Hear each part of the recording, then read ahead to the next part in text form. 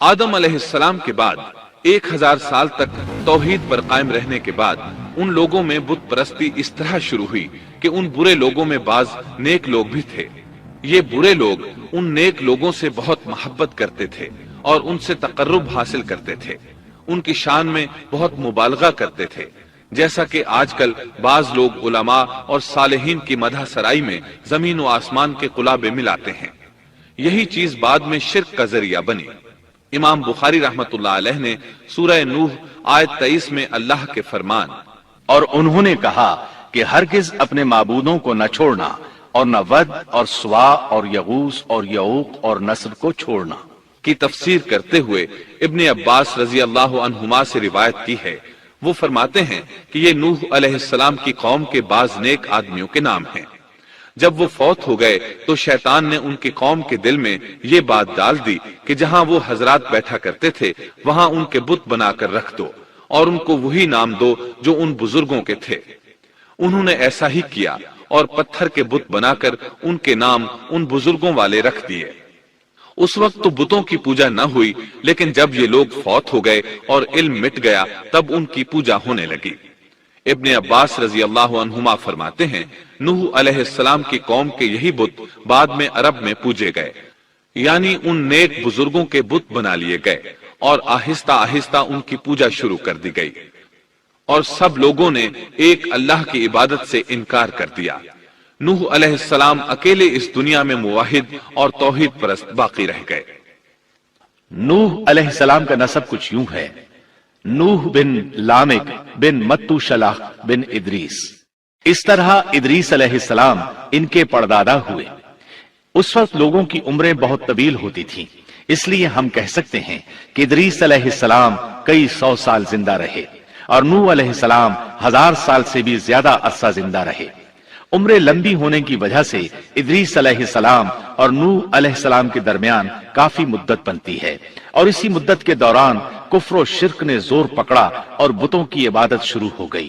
تب اللہ تعالیٰ نے نوح علیہ السلام کو زمین میں مبعوث فرمایا۔ ابن عباس رضی اللہ عنہما سے روایت ہے کہ نبی صلی اللہ علیہ وسلم نے فرمایا آدم علیہ السلام اور نوح علیہ السلام کے درمیان 10 قرن تھے۔ ایک قرن 100 سال کا ہوتا ہے۔ آدم علیہ السلام کے 1000 سال بعد تک لوگ توحید پر قائم رہے، پھر آہستہ آہستہ شیطان نے انہیں شرک کے راستے پر ڈال دیا، شرک عام ہو گیا، ایک اللہ کی عبادت بالکل ختم ہو کر رہ گئی۔ تب اللہ نے نوح علیہ السلام کو مبعوث فرمایا، انہوں نے اللہ کی طرف دعوت دی، انہوں نے بہت مشقت اٹھائی، جیسا کہ سورہ نوح میں اللہ فرماتے ہیں اللہ تعالیٰ بخشش اور رحم کرنے والے کے نام سے شروع کرتا ہوں۔ یقیناً ہم نے نوح کو ان کی قوم کی طرف بھیجا کہ اپنی قوم کو ڈراؤ اور خبردار کر دو، اس سے پہلے کہ ان کے پاس دردناک عذاب آ جائے۔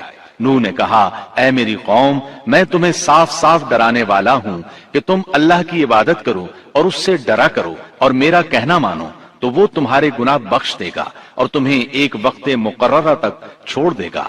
یقیناً اللہ کا وعدہ جب آ جاتا ہے تو موقوف نہیں ہوتا، کاش تمہیں سمجھ ہوتی۔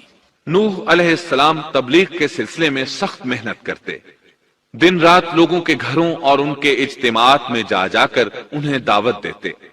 آپ انہیں اعلانیہ اور پوشیدہ طور پر دعوت دیتے، یہاں تک کہ دعوت دیتے دیتے انہیں 950 سال گزر گئے، لیکن سوائے چند لوگوں کے کوئی ایمان نہ لایا۔ تب انہوں نے اللہ سے دعا کی اے میرے اللہ، میں نے اپنی قوم کو دن رات تیری طرف بلایا، لیکن میرے بلانے سے یہ اور زیادہ بھاگنے لگے۔ انہوں نے اپنے کانوں میں انگلیاں ٹھونس لیں، اپنے اوپر کپڑے اوڑھ لیے اور کہنے لگے ہم تیری شکل دیکھنا نہیں چاہتے۔ میرے اللہ، یہ لوگ تیری باتیں سننا پسند نہیں کرتے۔ میں نے پھر بھی ان سے کہا اپنے مالک سے بخشش طلب کرو، وہ بڑا بخشنے والا ہے۔ اس وقت نوح علیہ السلام کی قوم میں ایک بادشاہ تھا، وہ بہت مغرور تھا۔ وہ قوم سے کہنے لگا نوح کی باتوں پر کان نہ دھرنا اور نہ اس سے بحث کرنا، یہ جو کرتا ہے اسے کرنے دو، تم اپنے بتوں کی پوجا پر ڈٹے رہو۔ چنانچہ لوگوں نے نوح علیہ السلام کی باتوں کی طرف سے کان بند کر لیے، اپنے بادشاہ کی بات پر عمل کرنے لگے۔ تب نوح علیہ السلام نے اللہ سے فریاد کی اے پروردگار، یہ میرا کہنا نہیں مانتے، ان لوگوں کی سنتے ہیں جن کی اولاد اور مال نے انہیں فائدہ تو نہ دیا، الٹا نقصان پہنچایا، और उन्होंने मेरे साथ बड़ा दाव किया, यानी दूसरों को मेरे दरपे कर दिया, खुद भी मुझे सताने में कोई कसर न छोड़ी, और आपस में एक दूसरे से कहने लगे, अपने देवताओं को न छोड़ना, न वद और न स्वा और न यगूस और न यऊक और न नस्र को छोड़ना। इन लोगों ने बहुत से लोगों को गुमराह कर डाला, और परवरदिगार तू ऐसा कर कि ये जालिम और ज्यादा गुमराह हो। इस तरह नूह अलैहिस्सलाम ने 950 साल दिन रात लोगों को अल्लाह की तरफ बुलाया, लेकिन इतने तवील अरसा में सिर्फ 80 के करीब लोग मुसलमान हुए, और उन ईमानदारों की अक्सरियत फुकरा, मसाकीन, नातवा और गुलाम किस्म के लोगों पर मुश्तमिल थी, जिनकी मुआशरे में कोई हैसियत नहीं होती। मुश्किल से 10 ईमानदार ऐसे होंगे जो शरफ व जाह के मालिक होंगे। चुनाचे नूह अलैहिस्सलाम के मगरूर सरदारों ने जब इस सूरत हाल को देखा तो इकट्ठे होकर नूह अलैहिस्सलाम के पास आए और कहने लगे, ए नूह, हम चाहते हैं तेरी बातें सुने और लोगों को भी तेरी बातें सुनने की तरगीब दें और सब तुझ पर ईमान ले आए, लेकिन इससे पहले हमारी एक शर्त है, ये कि आपके हलके में जो ये जलील और हकीर लोग आ गए हैं, इन्हें धक्के देकर अपने पास से निकाल दे, इसलिए कि हम अपनी कौम के सरदार, चौधरी और मकाम व मर्तबे वाले लोग हैं, इसलिए हम इन फकीर लोगों के पास नहीं बैठ सकते। अगर आप इन्हें निकाल देते हैं तो हम ईमान ले आएंगे। अल्लाह ताला ने नूह अलैहिस्सलाम की कौम के इन सरदारों की तरदीद सूरह हूद आयात 27 ता 31 में की है। अल्लाह ताला फरमाते हैं, काफिर सरदार नूह से कहने लगे, हम तो यही देखते हैं कि तू हमारी तरह एक आदमी है, और ये भी देखते हैं कि सिर्फ उन लोगों ने तेरी पैरवी की है जो हम में रजील हैं, वो भी ऊपर की अक्ल से, और हम तो तुम्हें किसी बात में अपने से ज्यादा नहीं पाते, बल्कि तुम्हें झूठा ख्याल करते हैं। नूह ने कहा, ऐ सरदारो, बतलाओ तो सही, अगर मैं अपने रब की तरफ से जो दलील आई है उस पर कायम हुआ और उसने अपनी मेहरबानी से मुझे सरफराज किया और तुमसे वो छुपी रही, तो क्या जबरदस्ती मैं उसे तुम्हारे सर मंड दूंगा, हालांकि तुम इससे बेजार हो। मेरी कौम वालों, मैं तुमसे इस पर कोई माल नहीं मांगता, मेरा सवाब तो सिर्फ अल्लाह ताला के यहाँ है। न मैं ईमानदारों को अपने पास से निकाल सकता हूँ, उन्हें अपने रब से मिलना है, लेकिन मैं देखता हूँ कि तुम लोग जहालत की बात कर रहे हो। मेरी कौम के लोगों, अगर मैं इन मोमिनों को अपने पास से निकाल दूं तो अल्लाह के मुकाबले में मेरी मदद कौन कर सकता है? क्या तुम कुछ भी गौर व फिक्र नहीं करते? मैं तुमसे ये नहीं कहता कि मेरे पास अल्लाह के खजाने हैं और मैं गैब का इल्म भी नहीं रखता, न मैं ये कहता हूँ कि मैं कोई फरिश्ता हूँ, न मेरा ये कौल है कि जिन पर तुम्हारी निगाहें जिल्लत से पड़ रही हैं, अल्लाह ताला उन्हें कोई नेमत देगा ही नहीं। उनके दिल में जो है अल्लाह उसे बखूबी जानता है। अगर मैं ऐसी बात कहूं तो यकीनन मेरा शुमार जालिमों में से होगा। इस पर नूह अलैहिस्सलाम की कौम और अकड़ गई और वो कहने लगे, ए नूह, बस बहुत हो गया, तूने हमें बहुत डरा धमका दिया। अब अगर तू सच्चा है तो जिस चीज का वादा तू हमसे करता था उसको ले आ। नूह अलैहिस्सलाम ने उनकी बात सुनकर कहा, अजाब लाना तो अल्लाह का काम है, अल्लाह को कोई आजिज नहीं कर सकता, और जब उसका अजाब आ जाएगा तो कोई भाग नहीं सकेगा। इसके बाद नूह अलैहिस्सलाम की कौम का उनसे आमना सामना हुआ तो उन्होंने उनसे कहा, ऐ मेरी कौम, अगर तुम पर यह गिरां गुजरता है कि मैं तुम में रहता हूं और तुम्हें अल्लाह की बातें सुना रहा हूं, तुम इससे चिढ़ते हो और मुझे नुकसान पहुंचाने के दरपे रहते हो, तो सुनो, मैं साफ कहता हूं, मुझे तुम्हारा कोई खौफ नहीं, तुम्हारी कोई परवाह नहीं, तुमसे जो हो सके कर गुजरो, मेरा जो बिगाड़ सकते हो बिगाड़ लो, तुम अपने शरीकों और झूठे माबूदों को भी बुला लो और मिलजुल कर मशवरे करके बात खोलकर पूरी कुव्वत के साथ मुझ पर हमला करो। तुम्हें कसम है, तुम मेरा जो बिगाड़ सकते हो बिगाड़ लो, इसमें कोई कसर उठा न रखो, मुझे बिल्कुल मोहलत न दो, अचानक मुझे घेर लो, मैं बिल्कुल बेखौफ हूँ, इसलिए कि तुम्हारे रास्ते को मैं बातिल जानता हूँ, मैं हक पर हूँ, हक का साथी अल्लाह होता है, मेरा भरोसा उसी अजीम जात पर है, मुझे उसकी कुदरत की बड़ाई मालूम है। नूह अलैहिस्सलाम ने वाज़ेह अल्फाज में अपनी कौम को चैलेंज दिया, लेकिन किसी में ताकत न हुई कि वो नूह अलैहिस्सलाम का मुकाबला कर सके। चुनाचे कहने लगे, इसे छोड़ दो, ये मजनून और बेवकूफ है, नऊज़ु बिल्लाह। बहरहाल मामला इसी तर्ज पर चलता रहा, यहाँ तक कि साल हर साल गुजर गए, लेकिन कोई मुसलमान न हुआ। پھر پہاڑ پر رہنے والے لوگ روز بروز برائی میں ترقی کرتے چلے گئے، اور جو لوگ شروع میں ایمان لائے تھے ان کے علاوہ اور کوئی شخص ایمان نہ لایا۔ نوح علیہ السلام انہیں مسلسل دعوت دیتے رہے مگر بے اثر، یہاں تک کہ اللہ تعالیٰ نے نوح علیہ السلام کی طرف وحی کی کہ اب کوئی شخص ایمان نہیں لائے گا۔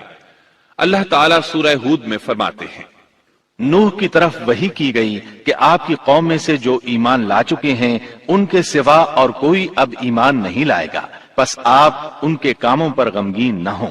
مطلب یہ تھا کہ آپ غم نہ کریں، اللہ کا حکم اب پورا ہونے والا ہے۔ غور فرمائیں، نوح علیہ السلام کے جذبے کو دیکھیے، مسلسل 950 سال تک دعوت دیتے رہے، لوگ انہیں جھٹلاتے رہے لیکن پھر بھی ان سے نا امید نہ ہوئے۔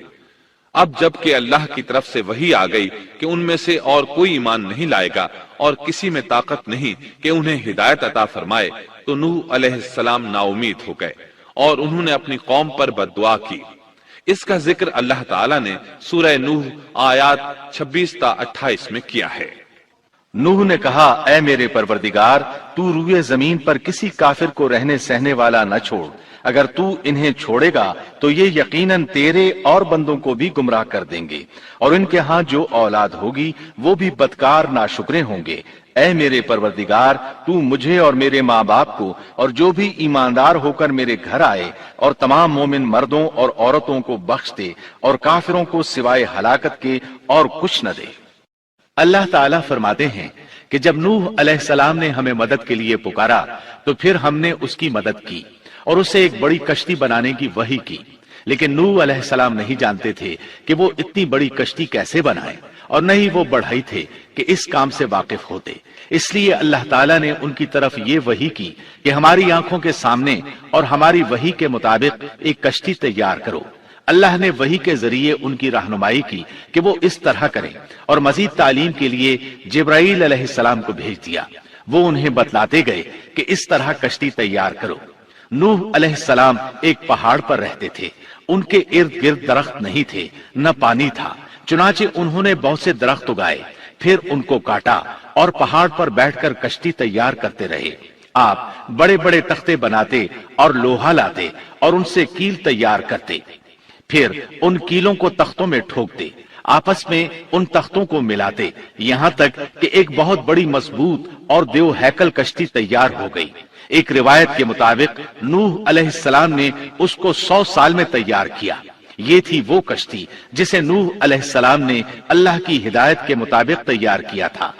سورۃ القمر آیت 13 میں ارشاد ہوتا ہے، اور ہم نے نوح کو اس کشتی میں سوار کیا جو تختوں اور کیلوں سے بنی ہوئی تھی۔ نوح علیہ السلام نے دعوت کا کام چھوڑ دیا اور کشتی بنانے لگے۔ وہ لوگ جب انہیں کشتی بناتے دیکھتے تو ان کا مذاق اڑاتے، کہتے، نوح پہلے تو نبی تھا، اب بڑھئی بن گیا۔ مزید کہتے، یہ کیسا مجنون ہے کہ پہاڑ پر کشتی بنا رہا ہے، تعجب ہے اس پر۔ اللہ نے ان کافروں کے مذاق کا ذکر سورہ ہود آیات 38 اور 39 میں کیا ہے۔ نوح کشتی بنانے لگے، اس کی قوم کی جو جماعت اس کے پاس سے گزرتی وہ اس کا مذاق اڑاتی۔ وہ کہتے، اگر تم ہمارا مذاق اڑاتے ہو تو ہم بھی تم پر ایک دن ہنسیں گے جیسے تم مسخرہ پن کر رہے ہو۔ تمہیں بہت جلد معلوم ہو جائے گا کہ کس پر عذاب آتا ہے، جو اسے رسوا کرے اور اس پر ہمیشہ کا عذاب اتر آئے۔ اس کشتی کا حلیہ ابن عباس رضی اللہ عنہما سے ایک روایت میں یوں آیا ہے۔ وہ بیان کرتے ہیں کہ نوح علیہ السلام نے پہاڑ پر ایک کشتی تیار کی اور اسے تارکول سے لت پت کیا۔ اسی وقت سے تارکول کا ظہور ہوا۔ اس کشتی کا طول 300 گز، اونچائی 30 گز اور عرض 50 گز تھا۔ ایک اندازے کے مطابق اس کا طول 1 کلومیٹر سے زیادہ تھا، اور اس کی بلندی اور گہرائی کے بارے میں کہا گیا ہے کہ 30 ہاتھ تھی، اور یہ کشتی عام کشتیوں کی طرح اوپر سے کھلی ہوئی نہیں تھی، بلکہ جس طرح اس کو نیچے سے بند کیا گیا تھا اسی طرح اوپر سے بھی بند کیا گیا تھا، تاکہ اوپر سے جو بارش برسے وہ انہیں نقصان نہ دے، اور جس طرح نیچے والے غرق ہونے سے محفوظ رہیں اسی طرح اوپر والے بھی محفوظ رہیں۔ گویا وہ ایک گیند کی مانند تھی۔ اس میں الگ الگ 3 درجے بنائے گئے تھے، ہر درجے میں ایک دروازہ تھا، اور یہ 3 دروازے اس طرح تھے کہ ہر دروازے کے اوپر ایک دروازہ تھا۔ یہ اس کشتی کا حلیہ تھا جس کے راوی ابن عباس رضی اللہ عنہما ہے۔ یہ کشتی آج بھی موجود ہے۔ اللہ تعالیٰ نے اس کشتی کو بطور عبرت اور نشانی کے باقی رکھا ہے، جیسا کہ اللہ تعالیٰ فرماتے ہیں، اور بے شک ہم نے اس واقعے کو نشانی بنا کر باقی رکھا، پس ہے کوئی نصیحت حاصل کرنے والا۔ اس صدی میں علماء کے ایک گروہ نے اس کشتی کو ترکی کے ایک پہاڑ پر پا لیا ہے۔ اب وہ 2 ٹکڑوں میں تقسیم ہو چکی ہے۔ اس کا حلیہ وہی تھا جو بیان ہوا۔ اللہ کا فرمان سچا ثابت ہو گیا کہ ہم نے اس کو نشانی بنا کر باقی رکھا ہے۔ اس کے بعد طوفان آیا۔ اللہ تعالیٰ نے نوح علیہ السلام کو اس طوفان کے ظہور کی ایک نشانی اور علامت بتلائی تھی۔ نوح علیہ السلام کے گھر میں ایک تنور تھا۔ اللہ نے فرمایا، جب یہ تنور جوش مارنے لگے اور پانی اس سے ابلنے لگے تو سمجھ لینا اللہ کا وعدہ آ گیا۔ چنانچہ اس وقت مومنوں کو اور اپنے اہل و عیال کو اور زمین پر بسنے والے تمام جانوروں کا جوڑا جوڑا اس کشتی میں سوار کر لینا۔ تنور سے کیا مراد ہے، اس کے متعلق مفسرین میں اختلاف ہے۔ بعض کہتے ہیں کہ اس سے مراد ایک چشمہ ہے جو زمین سے نکلتا ہے، لیکن راجح روایات کے مطابق اس سے مراد معروف تنور ہے جس میں آگ جلا کر روٹیاں پکائی جاتی ہیں۔ یہ تنور نوح علیہ السلام کے گھر میں تھا اور اسی کو اللہ نے طوفان کے آنے کی علامت بتایا اور فرمایا کہ جب یہ پھوٹ پڑے اس وقت ہر چیز کا جوڑا جوڑا کشتی پر سوار کر لینا۔ اللہ تعالیٰ سورہ ہود آیت 40 میں فرماتے ہیں، یہاں تک کہ جب ہمارا حکم آ پہنچا اور تنور ابلنے لگا، ہم نے کہا اس کشتی میں ہر قسم کے جوڑے دوہرے سوار کر لے اور اپنے گھر کے لوگوں کو بھی سوائے ان کے جن پر پہلے سے بات پڑ چکی ہے، اور سب ایمان والوں کو بھی۔ اس کے ساتھ ایمان لانے والے بہت ہی کم تھے۔ کشتی میں سوار ہونے والوں کی تعداد 80 بتائی جاتی ہے۔ چنانچہ جب تنور جوش مارنے لگا تو نوح علیہ السلام کشتی میں سوار ہو گئے۔ کشتی ان کی بستی میں لوگوں سے دور پہاڑ پر تھی۔ اللہ کی قدرت کہ تمام قسم کے جانور بھی کشتی کے پاس آ گئے۔ نوح علیہ السلام نے انہیں بھی سوار کر لیا۔ اللہ تعالیٰ سورۃ القمر آیات 11 اور 12 میں فرماتے ہیں، پس ہم نے آسمان کے دروازوں کو زور کی بارش سے کھول دیا اور زمین کے چشموں کو جاری کر دیا، پس اس کام پر جو پانی مقرر کیا گیا تھا خوب جمع ہو گیا۔ آسمان سے نازل ہونے والا اور زمین سے نکلنے والا پانی کتنا تھا، اس کا اندازہ اللہ ہی کو ہے۔ بہرحال اس پانی نے زمین پر رہنے والے انسان، چوپائے، حیوانات، غرض ہر چیز کو غرق کر دیا۔ اس بارے میں اللہ فرماتے ہیں، نوح نے اپنی قوم سے تنگ آ کر ہمارے حضور دعا کی، ہم تو ہیں ہی بہترین طور پر دعاؤں کے قبول کرنے والے۔ فوراً ان کی دعا قبول کر لی اور اس تکلیف اور ایذا سے انہیں بچا لیا جو انہیں کفار سے روزمرہ پہنچ رہی تھی، اور ان کی اولاد کو ہم نے باقی رہنے والی بنا دیا، یعنی انہی کی اولاد سے پھر سے دنیا آباد ہوئی، کیونکہ صرف وہی لوگ بچے تھے جو کشتی پر سوار تھے، اور ہم نے ان کا ذکر خیر پچھلوں میں باقی رکھا۔ نوح علیہ السلام پر تمام جہانوں میں سلام ہو۔ ہم نیکی کرنے والوں کو اسی طرح بدلے دیتے ہیں، وہ ہمارے ایماندار بندوں میں سے تھا، پھر ہم نے باقی سب کو غرق کر دیا۔ اللہ مزید فرماتے ہیں، جب پانی میں طغیانی آ گئی تو اس وقت ہم نے تمہیں کشتی میں چڑھا لیا تاکہ اس کو تمہارے لیے نصیحت اور یادگار بنا دیں، تاکہ یاد رکھنے والے کان اس کو یاد رکھیں۔ یعنی پانی اتنا زیادہ ہو گیا کہ اس سے تمام شہر، بستیاں، انسان اور جانور غرق ہو گئے، یہاں تک کہ پانی بلند پہاڑوں سے بھی اونچا ہو گیا، اور اتنے بلند پانی پر یہ کشتی نوح علیہ السلام اور ان کے ساتھیوں کو اپنے دامن میں سمیٹے اللہ کے حکم سے اور اس کی حفاظت میں پہاڑ کی طرح رواں دواں تھی، ورنہ اتنے طوفانی پانی میں کشتی کی حیثیت ہی کیا ہوتی ہے۔ نوح علیہ السلام کشتی میں سوار ہوئے اور انہوں نے اپنے ساتھیوں کو حکم دیا کہ وہ یہ دعا پڑھیں، بسم اللہ مجریہا ومرساہا ان ربی لغفور رحیم۔ اللہ ہی کے نام سے اس کشتی کا چلنا اور ٹھہرنا ہے، یقیناً میرا پالنے والا بڑی بخشش اور رحم والا ہے۔ یہی اللہ کا حکم آپ کو تھا کہ جب تم اور تمہارے ساتھی ٹھیک طرح بیٹھ جاؤ تو کہنا، الحمد لله الذي نجانا من القوم الظالمين وقل رب أنزلني منزلا مباركا وأنت خير المنزلين.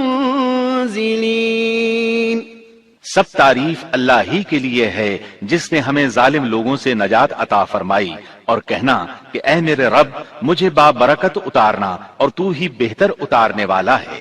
اللہ تعالیٰ نوح علیہ السلام کو نصیحت کر رہے ہیں کہ اللہ آپ کو اور آپ کے اہل کو نجات عطا فرمائیں گے. کشتی میں نوح علیہ السلام کے کافر بیٹے کے علاوہ تمام گھر والے سوار تھے. آپ کے کافر بیٹے کا نام کنعان تھا. وہ ایک طرف کھڑا تھا. نوح علیہ السلام نے اسے پکارا، میرے بیٹے اس کشتی میں آ جا اور کافروں کا ساتھی نہ بن. لیکن اس بدبخت نے کہا، میں ابھی کسی پہاڑ کی چوٹی پر پناہ لے لوں گا جو مجھے اس پانی سے بچائے گی. نوح علیہ السلام نے کہا، آج اللہ کے حکم سے کوئی بچانے والا نہیں مگر وہی جس پر اللہ رحم کرے. باپ اور بیٹے کے درمیان یہ گفتگو جاری تھی کہ ایک طوفانی موج نے اسے اپنی زد میں لے لیا اور اسے غرق کر دیا. نوح علیہ السلام سے اللہ نے وعدہ کر رکھا تھا کہ اللہ تعالیٰ اس کے اہل کو نجات عطا فرمائے گا. چنانچہ جب آپ کی آنکھوں کے سامنے آپ کا بیٹا غرق ہو گیا تو وہ پکار اٹھے، اے اللہ، میرا بیٹا میرے گھر والوں میں سے تھا اور تو نے مجھ سے وعدہ کیا تھا کہ میرے گھر والوں کو نجات عطا فرمائے گا، اور تو تمام حاکموں سے بہتر حاکم ہے، لہذا ناممکن ہے کہ تیرا وعدہ پورا نہ ہو. واضح ہو کہ نوح علیہ السلام کا اپنے بیٹے کے بارے میں بات کرنا بطور استفسار تھا، بطور بحث نہیں تھا. آپ وضاحت چاہتے تھے. اللہ تعالیٰ نے فرمایا، اے نوح، وہ تیرے اہل سے نہیں تھا کیونکہ وہ کافر تھا. کفر نسب کو ختم کر دیتا ہے. ایک مومن کا دوسرے مومن سے تعلق ایک مسلمان بھائی کے کافر بھائی سے تعلق سے زیادہ بڑا ہے، اور حقیقی اخوت وہ ہے جس کی بنیاد ایمان پر ہو. کفر تو نسبی تعلق کو کاٹ دیتا ہے. اس لیے اللہ نے یہ نہیں فرمایا کہ وہ کافر ہے، بلکہ یہ فرمایا کہ وہ تیرے اہل سے نہیں ہے. ہمارے لیے بھی یہی حکم ہے. کسی مومن کا کافر کے ساتھ رشتہ نہیں ہو سکتا. اس کے ساتھ اللہ نے نوح علیہ السلام کو نصیحت فرمائی کہ آپ ہرگز وہ چیز نہ مانگیں جس کا آپ کو مطلقاً علم ہی نہ ہو، اور ہم آپ کو نصیحت کرتے ہیں کہ جاہلوں میں اپنا شمار کرانے سے باز رہیں. جب نوح علیہ السلام یہ بات جان گئے کہ ان کا سوال واقعے کے مطابق نہیں تھا تو فوراً اس سے رجوع کر لیا اور اللہ تعالیٰ سے اس کی رحمت اور مغفرت کے طالب ہوئے. اس موقع پر انہوں نے دعا کی. نوح علیہ السلام نے کہا، اے میرے پروردگار، میں تیری ہی پناہ چاہتا ہوں اس بات سے کہ تجھ سے وہ مانگوں جس کا مجھے علم ہی نہ ہو. اگر تو مجھے نہ بخشے گا اور تو مجھ پر رحم نہیں کرے گا تو میں خرابی والوں میں ہو جاؤں گا. یہ دعا انہوں نے مانگی.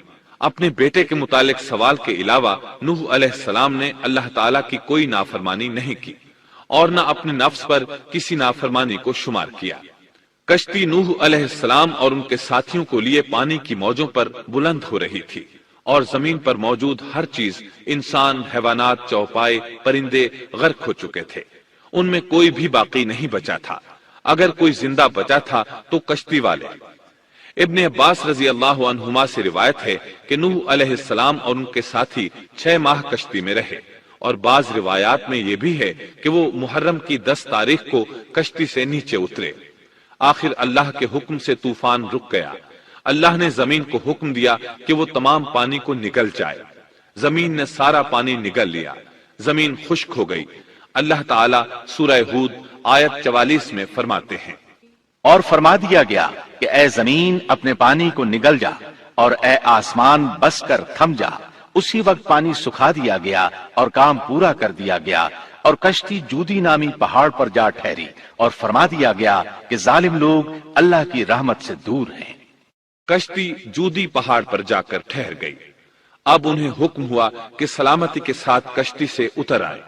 آپ پر بھی برکت نازل ہوگی اور ان قوموں پر بھی جو آئندہ آپ کی نسل سے پیدا ہوں گی، اور آپ کی نسل میں سے کچھ لوگ ایسے بھی ہوں گے جنہیں ہم فائدہ تو ضرور پہنچائیں گے، پھر انہیں ہماری طرف سے دردناک عذاب پہنچے گا.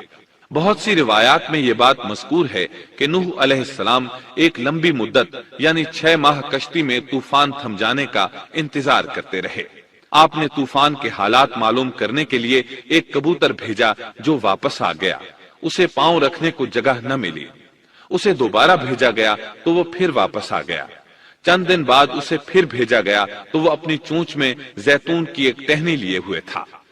اس سے نوح علیہ السلام نے معلوم کر لیا کہ پانی زمین سے کچھ ہی اونچا رہ گیا ہے اور درخت وغیرہ اگ چکے ہیں۔ کچھ دن بعد اسے پھر بھیجا گیا۔ اس مرتبہ وہ واپس لوٹا تو اس کے پاؤں خاک آلود تھے۔ نوح علیہ السلام نے سمجھ لیا کہ طوفان رک گیا اور زمین خشک ہو چکی ہے۔ سیرت کی کتب میں یہ واقعہ موجود ہے۔ اسی کی بنیاد پر سیرت نگاروں کا کہنا ہے کہ کبوتر کا آنا سلامتی کی علامت تھا اور اس کی چونچ میں زیتون کی ٹہنی نوح علیہ السلام کی بادشاہت کی طرف اشارہ تھا۔ اس طرح نوح علیہ السلام زمین پر اتر آئے۔ اس وقت اولاد آدم میں سے کوئی انسان سوائے ان لوگوں کے زندہ نہیں بچا تھا۔ جزیرہ عرب، فلسطین اور ان کے ارد گرد کا علاقہ غرق ہونے سے محفوظ رہا۔ ان کے علاوہ تمام زمین غرق ہوئی تھی۔ سب کے سب طوفان کی نذر ہو گئے۔ صرف نوح علیہ السلام سے اولاد پیدا ہوئی اور زمین میں ان کی اولاد کے علاوہ اور کسی کی نسل باقی نہ رہی۔ اسی وجہ سے نوح علیہ السلام کو آدم ثانی اور ابو البشر ثانی کہا جاتا ہے، کیونکہ تمام کے تمام بشر انہی کی طرف منسوب ہیں۔ سورۃ الصافات آیات 75 تا 77 میں اسی طرف اشارہ ہے۔ اور ہمیں نوح نے پکارا تو دیکھ لو کہ ہم کیسے اچھے دعا قبول کرنے والے ہیں۔ ہم نے اسے اور اس کے فرمانبرداروں کو اس زبردست مصیبت سے بچا لیا۔ اس کی اولاد ہم نے باقی رہنے والی بنا دی۔ ایک دوسرے مقام پر اللہ تعالیٰ دیگر امم اور رسولوں کے متعلق کلام کرتے ہوئے فرماتے ہیں، اے ان لوگوں کی اولاد جنہیں ہم نے نوح کے ساتھ چڑھا لیا تھا، وہ ہمارا بڑا ہی شکر گزار بندہ تھا۔ نوح علیہ السلام کے 3 بیٹے تھے، سام، حام اور یافس۔ سام کی نسل زیادہ تر سفید رنگت کی تھی اور بہت کم لوگ ان میں سیاہ فام تھے، البتہ کچھ ان میں گندمی تھے۔ حام کی اولاد کی اکثریت سیاہ فام تھی، ان میں بہت کم لوگ سفید رنگ کے تھے، اور یافس کی اولاد سرخی مائل رنگ کی تھی۔ عرب اور بنو اسرائیل سام کی اولاد ہیں، تمام حبش حام کی اولاد ہیں، ترک اور مشرقی ایشیا کے لوگ یافس کی اولاد ہیں۔ طوفان کے بعد نوح علیہ السلام اللہ کے بندوں میں 350 سال تک زندہ رہے اور وہ اللہ کے قول عبدن شکورن کے مصداق تھے۔ پھر نوح علیہ السلام فوت ہو گئے۔ راجح ترین روایات کے مطابق آپ مکہ میں دفن ہوئے۔ ایک دوسری روایت کے مطابق آپ لبنان میں دفن ہوئے۔